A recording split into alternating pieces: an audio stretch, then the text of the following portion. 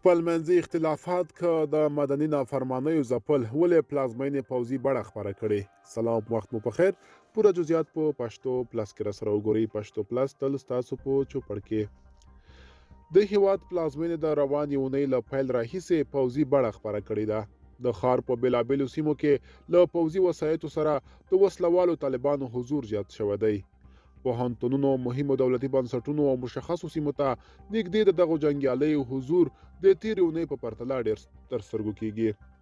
د ښار په واټونو او شاوخوا سیمو کې د دغو جنګیالیو د حضور په تړاو خلک بېلابېلې انګېرنې لري.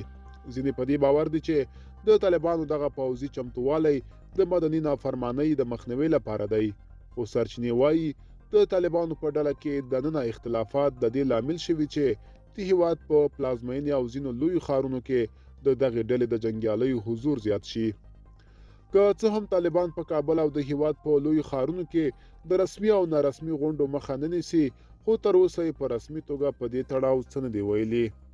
د کابل ښار اوسیدونکي اسدالله له اشرسو ورځپاڼې سره په خبرو کې وایي چې کابل ښار پوځي بڼه خپره کړې او په عمومي لارو کوڅو او دولتي اداراتو ته نږدې ځایونو کې د طالب وسلوالو حضور د تېرې اونۍ په پرتله ډېر شوی دی. نوموړی زیاتوي د کابل پوهنتون د دارالامان پر عمومي سړک د افغانانو او یو شمېر نورو ځایونو کې د طالبانو رینجر او زغروال موټرونه زیات شوي دي. حالت ګونګ دی.